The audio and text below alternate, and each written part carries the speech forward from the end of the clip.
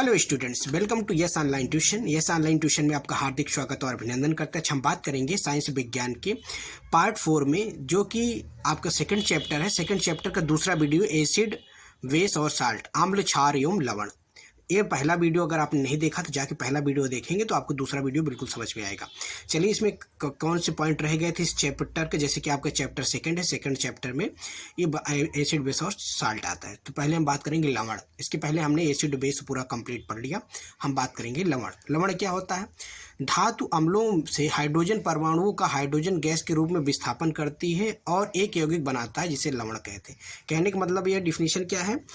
धातु अम्ल से हाइड्रोजन परमाणुओं का हाइड्रोजन गैस के रूप में विस्थापन करना। जैसे मान लीजिए कोई अम्ल है, अम्ल में अगर धातु के साथ हम रिएक्शन कराते हैं तो हाइड्रोजन गैस के रूप में विस्थापित हो जाए तो उसी और एक यौगिक बनता है। जो यौगिक बनेगा, जो कंपाउंड बनेगा, उसी को हम क्या कहेंगे? लवण कहते हैं।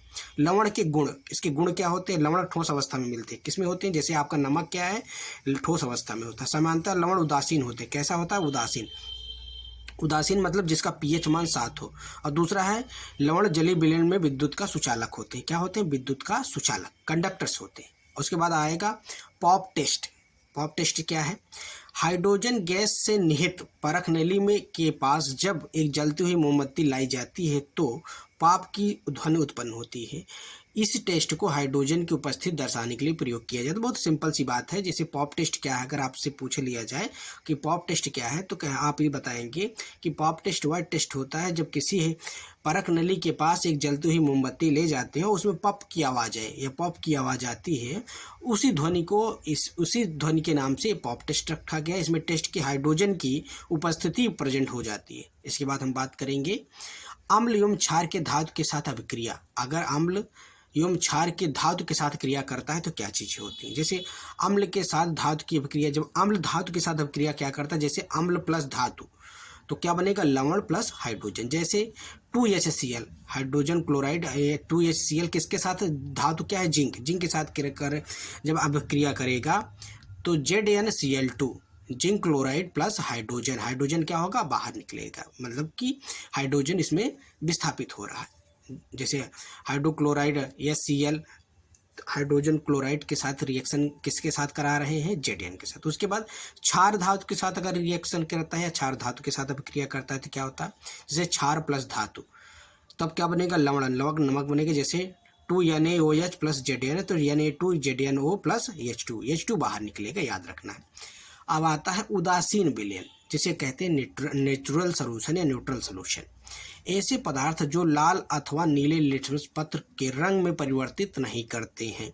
कहने का मतलब, हम जैसे इंडिकेटर क्या था? लाल लिटमस था और नीला लिटमस। वह पदार्थ जो लाल लिटमस में डालें या नीले लिटमस में, तो उसमें कोई रंग में कोई परिवर्तन ना हो तो उसे हम क्या कहेंगे? उस विलयन को उदासीन कहेंगे। ऐसे पदार्थ ना तो अम्लीय होते हैं ना क्षारी, मतलब ना तो वही अम्ल होगा ना क्षार होगा। जैसे नमक, नमक आप जो नमक खाते हैं, नमक क्या होता है? NaCl। नौसादर कैल्शियम क्लोराइड CaCl। उसके बाद सोडियम कार्बोनेट, सोडियम बाइकार्बोनेट। देखिए, सोडियम कार्बोनेट जिसे कपड़े धोने का सोडा कहते हैं, और सोडियम बाइकार्बोनेट क्या होता है? जिसे खाने का सोडा कहते हैं। बाई मतलब खाने का सोडा। तो ये क्या होते हैं? ये उदासीन होते हैं। इनके साथ कोई ये ना अम्ल होता है ना क्षार होता है। कैसा होता है? उदासीन होता है। तो आप इसको भी याद रखना है। इसके बाद हम बात करेंगे उदासीनीकरण अभिक्रिया। उदासीनीकरण अभिक्रिया क्या होती है? जैसे पूछ लिया जाए कि उदासीनीकरण अभिक्रिया क्या है? जब अम्ल द्वारा क्षारक का प्रेक्षित प्रभाव तथा क्षारक द्वारा अम्ल का प्रभाव समाप्त हो जाता है और परिणाम स्वरूप लवण और जल प्राप्त होता है तो उसे उदासीनीकरण अभिक्रिया कहते हैं।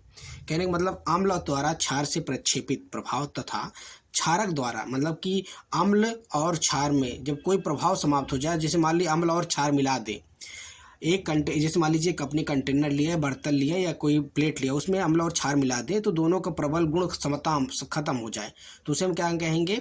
उदासीनीकरण। जैसे sodium hydroxide NaOH plus HCl, ये एक्वस सोल्यूशन है दोनों, HCl हाइड्रोजन क्लोराइड, तो NaCl नमक बन जाएगा और वाटर बाहर निकल जाएगा। दोनों क्या है? नमक भी उदासीनीकरण है और पानी भी जैसे प्रबल अम्ल प्लस दुर्बल क्षार मिले तो अम्लीय लवण प्लस जल बनेगा। जिसका पीएच मान 7 से कम होगा। अगर दुर्बल अम्ल प्लस प्रबल क्षार मिला दे तो क्षारीय लवण बनेगा और जल बाहर निकलेगा, जिसका पीएच मान 7 से अधिक होगा। अब दूसरा क्या है, अगर प्रबल अम्ल और प्रबल क्षार मिला दे, जैसे प्रबल अम्ल और प्रबल क्षार मिला दे तो कैसा विलयन बनेगा, उदासीकरण। यही कहने का मतलब है, उसी को क्या कहेंगे, उदासीनीकरण अभिक्रिया। कि प्रबल अम्ल और प्रबल क्षार को मिला देते हैं तो कैसा पीएच मान बनता है, जिसका पीएच मान 7 होता है, उसे हम उदासीनीकरण विलयन कहते हैं। इस बात को समझ लेना है कि उदासीनीकरण विलयन क्या है, कि जिसका पीएच मान 7 हो उसे उदासीनीकरण विलयन कहते हैं। जैसे प्रबल अम्ल प्रबल क्षार के साथ जब हम रिएक्शन कराते हैं तो विलयन जो मिलेगा उदासीनीकरण मिलेगा। या दुर्बल अम्ल और दुर्बल क्षार के साथ भी हम अगर रिएक्शन कराएंगे तो हमें क्या मिलेगा, उदासीनीकरण लवण मिलेगा और जल निकले जाता है बाहर, जैसे जल मतलब कि वाटर बनेगा। तो उदासीनीकरण अभिक्रिया वह अभिक्रिया होती है ना तो अम्ल होता है ना तो क्षार होता है। उदासीनीकरण जिसका पीएच मान 7 के बराबर होता है, आप लिखेंगे। नेक्स्ट पॉइंट आएगा अम्ल के साथ धात्विक ऑक्साइड की अभिक्रिया। अगर अम्ल के साथ धात्विक ऑक्साइड को अभिक्रिया कराएंगे तो क्या बनेगा, जैसे धात्विक ऑक्साइड प्लस अम्ल तो क्या बनेगा, लवण प्लस जल। जैसे धात्विक ऑक्साइड क्या है, कैल्शियम ऑक्साइड। कैल्शियम ऑक्साइड किसके अम्ल, कौन सा अम्ल है, हाइड्रोक्लोरिन 2HCl। जब रिएक्शन कराते हैं तो लवण क्या बन रहा है, CaCl2 प्लस वाटर बाहर निकल रहा है जल। तो धात्विक ऑक्साइड की प्रकृति क्षारीय होती है, यह भी याद रखना है। धात्विक ऑक्साइड की प्रकृति कैसी होती है, क्षारीय होती है, क्योंकि अम्ल के साथ क्रिया करके लवण और जल बनाते हैं। क्या करते हैं, अम्ल के साथ जब आप क्रिया करेंगे तो क्या बनाएंगे, लवण और जल। लवण मतलब साल्ट और वाटर मतलब जल मतलब वाटर। उदाहरण में जैसे CuO और MgO, मैग्नीशियम ऑक्साइड और कॉपर ऑक्साइड। सेकंड बात करेंगे हम, अम्ल हो गया, उसके बाद अब क्षार की बात कर लेंगे। अम्ल और क्षार की में समानताएं क्या है, अम्ल और क्षार में क्या समानता है, सभी अम्ल H+ आयन उत्पन्न करते हैं। याद रखना, अम्ल क्या करता है, H+ आयन उत्पन्न करता है, जबकि क्षार OH- आयन उत्पन्न करता है। तो आपको बस इसको भी इंडिकेट ध्यान रखना है कि अगर कोई पूछ ले कि अम्लीय धातुओं में कैसे ऑक्साइड करता है, अगर अम्ल के साथ H+ आयन उत्पन्न होगा और क्षार के साथ OH- आयन उत्पन्न होगा, याद रखिएगा। जलीय विलयन में अम्ल और क्षारक से क्या होता है, अगर कोई जल में अम्ल या क्षार मिलाने पर क्या होगा, तो जैसे कि जल और अम्ल के क्षार मिलाने पर आयन की सांद्रता के प्रति इकाई आयतन में कमी हो जाती है। इस प्रक्रिया को तनुकरण कहते हैं। यह अम्ल और क्षार तनुकृत हो जाते हैं। कहने का मतलब क्या है, जैसे मान लीजिए एक जल में अम्ल और क्षार दो मिला दें तो उसमें क्या हो जाएगा, एक के साथ हाइड्रोजन आयन निकलेगा, एक साथ OH। कहने का मतलब यही दोनों अभिक्रिया एक साथ इसके आयतन में घट जाता है, उसका मतलब कि जो वॉल्यूम होगा वो घट जाएगा। और इसी प्रक्रिया को क्या कहते हैं, तनुकरण कहते हैं। अगर आपसे पूछा जाए कि तनुकरण क्या है तो यही डिफिनीशन लिखेंगे। सेकेंड पॉइंट आएगा क्षार तथा अम्ल की प्रबलता। क्षार और अम्ल की प्रबलता क्या है, देखिए अभी NCERT पे डायरेक्ट ऐसे आपकी किताब उठा के देखें तो सारे पॉइंट्स आपको मिल जाएंगे और आपके बोर्ड में सवाल सारे पूछे जाने की संभावना रहेगी। तो आप इसी तरह लिखेंगे तो आपको पूरे नंबर पॉइंट टू पॉइंट आपको पढ़ना है। किसी क्षार या अम्ल की प्रबलता उसके द्वारा उत्पन्न H आयन या OH आयन पर निर्भर करती है। जैसे मान लीजिए अगर क्षार कैसा है, प्रबल क्षार है या दुर्बल क्षार है, प्रबल अम्ल है दुर्बल है, तो इसमें जो H आयन उत्पन्न होगा या OH आयन उत्पन्न होगा उस पर निर्भर करता है। ठीक है, याद रखना है। किसी अम्ल या क्षार की प्रबलता हम उसके सार्वभौमिक सूचक द्वारा ज्ञात करते हैं, इंडिकेटर द्वारा। किसके द्वारा, इंडिकेटर द्वारा ज्ञात करते हैं। इस बात को भी याद रखना है। जैसे मान लीजिए इंडिकेटर से देखेंगे कि कितना कौन OH आयन दिया है और कौन H+ आयन दिया है, इन दोनों ऊपर डिपेंड करेगा क्षार और अम्ल की प्रबलता। आई होप आपको ये पॉइंट क्लियर हुए होंगे। हम नेक्स्ट बात करते हैं सार्वभौम सूचक। सार्वभौम सूचक क्या है, अनेक सूचकों का मिश्रण होता है या कई सूचक, जैसे मान लीजिए कई इंडिकेटर मिला दिए जाएंगे तो उनका एक सूचक होता है। यह सूचक किसी विलयन में हाइड्रोजन आयन की विभिन्न सांद्रता को विभिन्न रंगों में प्रदर्शित करता है। जैसे अनेक आयनों में, जैसे क्या कहने का मतलब, अनेक सूचकों में मिश्रण होता है। अनेक मतलब कई इसमें सूचक होते हैं। जब यह सूचक का विलयन हाइड्रोजन आयन के साथ सांद्रता का विभिन्न रंग उत्पन्न करता है, कई कलर देता है। अब हम बात करेंगे, नेक्स्ट पॉइंट आपका रहेगा pH स्केल। ये मोस्ट इंपॉर्टेंट है, आपके एग्जाम में बोर्ड में लिख लीजिए कि छपने वाला सवाल। ये आपको बार बार पूछा गया है और कई बार पूछा गया है, तो इसको याद रखिएगा, बहुत इंपॉर्टेंट है। किसी विलयन में उपस्थित एच आयन की सांद्रता ज्ञात करने के लिए एक स्केल विकसित किया गया जिसे पीएच स्केल कहते हैं। पीएच में पी को पुसांस या पोटॉन्स, जो कि एक जर्मन शब्द है जिसका अर्थ होता है शक्ति। अगर पीएच 7 है तो विलयन कैसा होगा? उदासीन। अगर पीएच 7 से कम है तो अम्लीय और पीएच मान 7 से अधिक है तो क्षारीय। याद रखिएगा कि क्षारीय, अम्लीय और उदासीन विलयन किससे डिफाइन किया जाता है, किससे निकाला जाता है? पीएच मान से। और पीएच मान जैसे pH equal to H minus log H plus ion, तो एच प्लस आयन जब निकाल लेंगे तो इसका मान आ जाता है। तो पीएच मान 7 से होता है, 7 से लेके 14, 0 से लेके 14 तक। और 0 से लेके 7 तक क्या होगा? 7 से कम, 0 से 7 से कम जितना होगा वो अम्लीय होगा, 7 से अधिक क्या होगा? क्षारीय होगा, और 7 है तो उदासीन होगा। नेक्स्ट बात करेंगे सोडियम हाइड्रोक्साइड NaOH। इसके पीएच के मान के बाद आपके कुछ पॉइंट्स हैं जिसमें से आपको ध्यान रखना है, इसमें से बार बार पूछे जाएंगे। सोडियम क्लोराइड के जलीय विलयन लवण जल से विद्युत प्रवाहित करने पर या वियोजित होकर सोडियम हाइड्रोक्साइड उत्पन्न करता है। इस प्रक्रिया में क्लोर क्षार प्रक्रिया कहते हैं, क्योंकि इसमें निर्मित उत्पादन क्लोर या सोडियम हाइड्रोक्साइड क्षार होते हैं। जैसे 2Na aqua solution plus 2H2O, तो क्या बनाता है? 2NaOH plus Cl2 plus H2। जब सोडियम क्लोराइड को पानी के साथ या वाटर के साथ रिएक्शन कराते हैं तो sodium hydroxide, sodium oxide hydroxide बनता है। उसके बाद क्लोरीन और हाइड्रोजन बाहर निकलते हैं।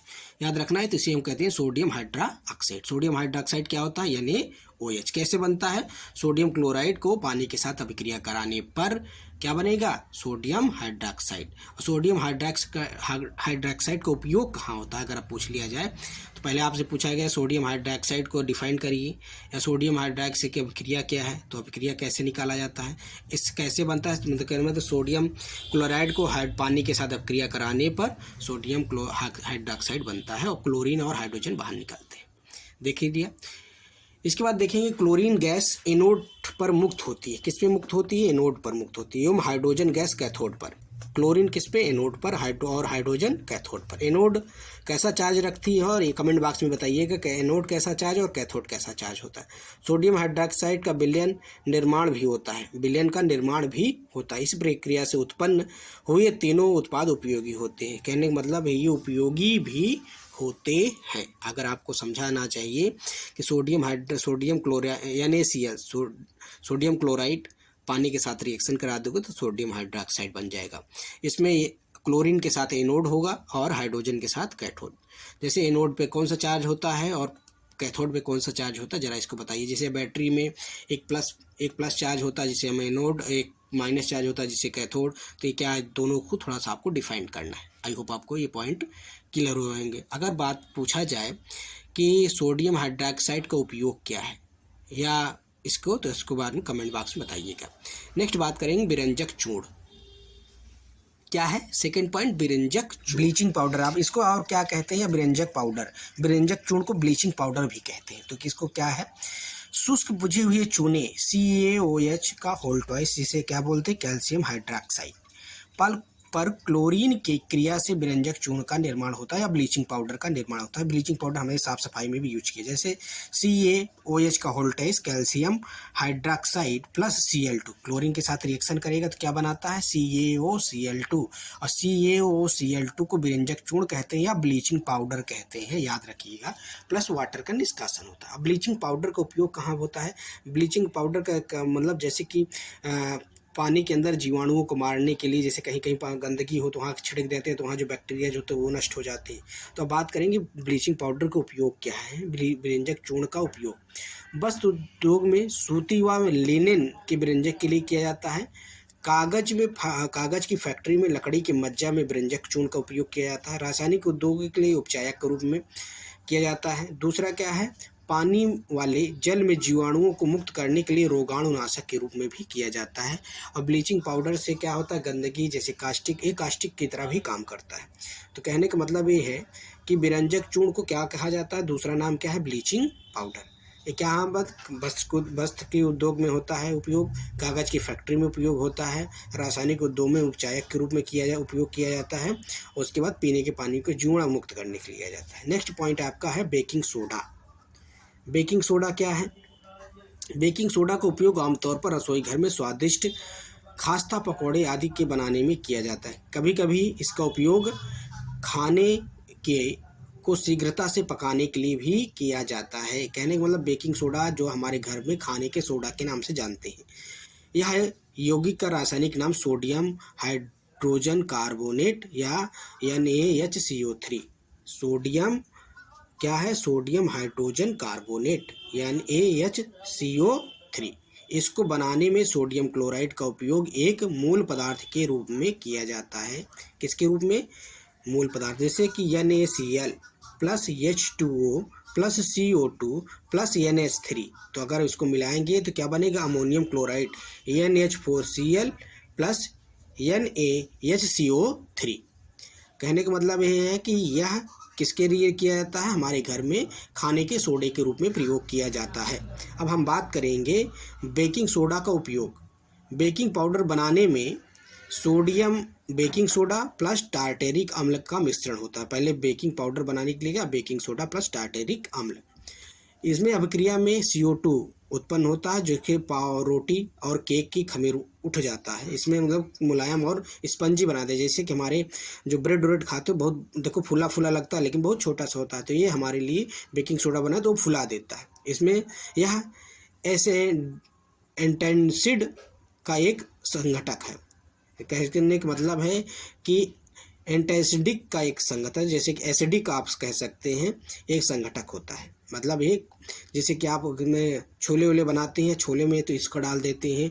और जैसे कि आप देखते हैं कि ब्रेड रोड जो बन के आता है उसमें डालते हैं, जैसे सोडा डाल देते तो फूल जाता है। जैसे मैदा में सोडा डालते हैं तो फूल जाता है, बहुत खस्ता टाइप का बन जाता है। तो ये हमारे घर में इसका उपयोग किया जाता है। इसी को हम बेकिंग सोडा कहते हैं। बेकिंग सोडा या खाने के सोडे के रूप में भी इसको जाना जाता है।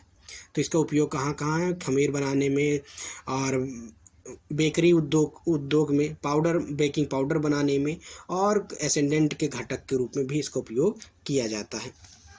दूसरा आप जानेंगे जैसे पेट की अम्लता, जैसे मान लीजिए आपके पेट में एसिडिटी है तो तब भी इसका उपयोग किया जाता है। अब आता है धोने का सोडा या धावन सोडा जिसे कहते हैं। क्या? धावन सोडा Na2CO3 10H2O। इसका फार्मूला क्या है? धावन सोडा या जिसे कहते हैं कपड़े धोने का सोडा या धावन सोडा। तो इसका फार्मूला क्या होता है? Na2CO3 × 10H2O।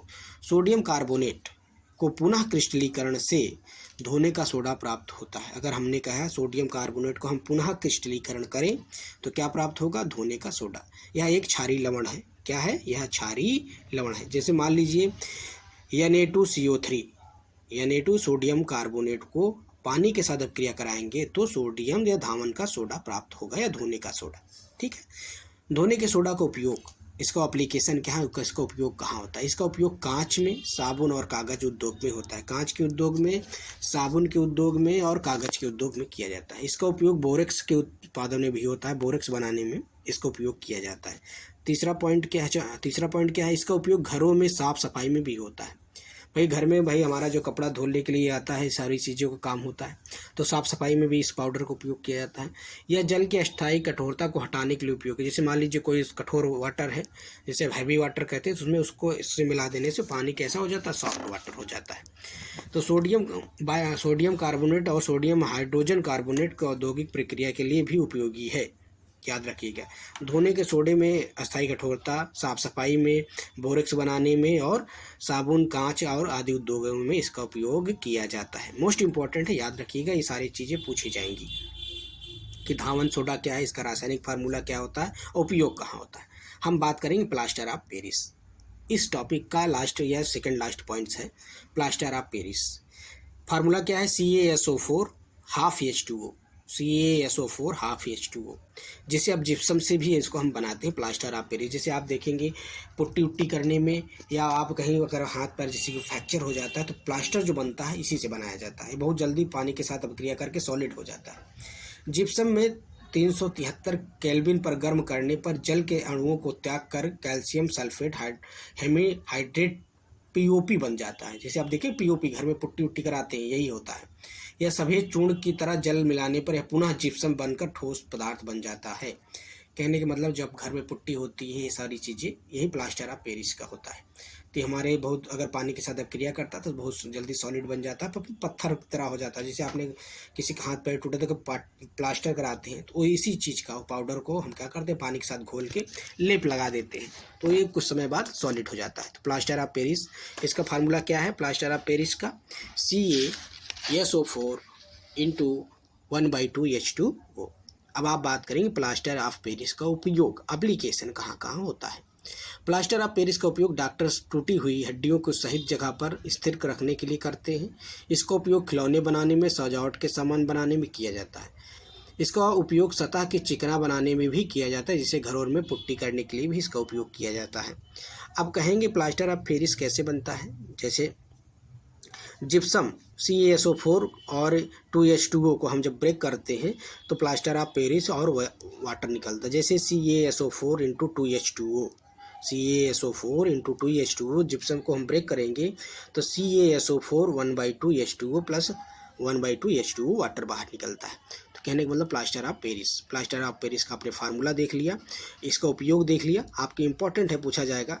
तो ये आपके कुछ महत्वपूर्ण टॉपिक्स थे जो कि आपके धातु, जिसमें आपका अम्ल हो गया, आपका एसिड हो गया, बेस हो गया, क्षार हो गया, अब लवण भी हो गया। इसके बाद ये सारी चीज़ें पॉइंट डिस्कस हुई।